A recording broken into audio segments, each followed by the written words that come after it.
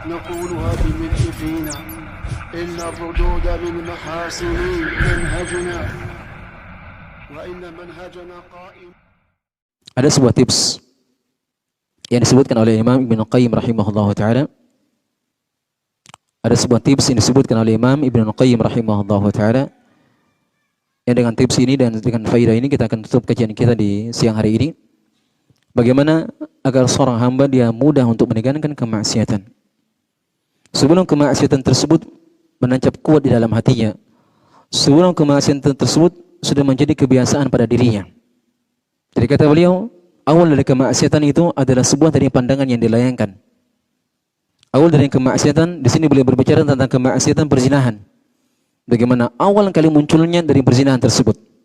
Jadi kata beliau bahwa awal dari permunculan dari perzinahan adalah ketika sebuah pandangan yang dilayangkan kepada perempuan-perempuan yang bukan mahram atau laki-laki yang bukan mahram.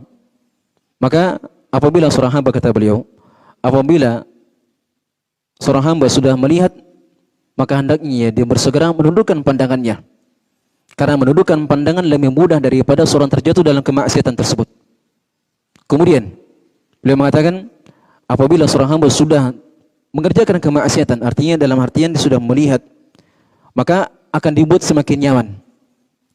Apabila dia sudah nyaman, muncullah keinginan. Apabila sudah muncul keinginan, maka muncullah tekad. Apabila muncul tekad, maka muncullah perbuatan. Dan ketika sudah diberbuat dan sudah dilaksanakan, hamba tersebut sudah merasa nyaman dan merasa nyaman di dalamnya. Itulah hakikat dari kemaksiatan.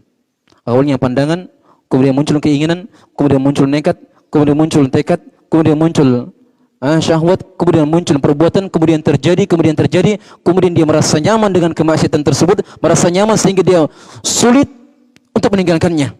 Padahal tadi kalau seandainya dia menundukkan pandangan lebih mudah daripada dia sengsara dengan kemaksiatan tersebut. Betul. Sebab yang namanya ketika seorang hamba sudah nyaman dengan kemaksiatan, itu lebih sulit dia tinggalkan daripada dia awalnya dia tinggalkan kemaksiatan tersebut. Dia tundukkan pandangannya. Iya. Kata beliau rahimahullah ta'ala, maka ketika seorang hamba dia sudah terbiasa dan dia nyaman dengan kemaksiatan tersebut, maka tidak ada kebinasaan yang lebih besar daripada kebinasaan di waktu itu. Itu ketika seorang hamba merasa nyaman dan tidak bisa meninggalkan kemaksiatan. Padahal kata beliau, andai kata dia bersabar dari kemaksiatan tersebut, dalam arti menundukkan pandangannya, itu lebih mudah baginya daripada dia bersabar untuk meninggalkan kemaksiatan. Iya.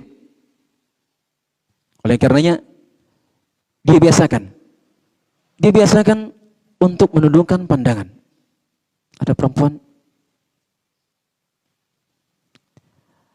Dan kata para ulama, di zaman sekarang ada sebuah mukjizat dan karamah yang diberikan kepada orang-orang beriman.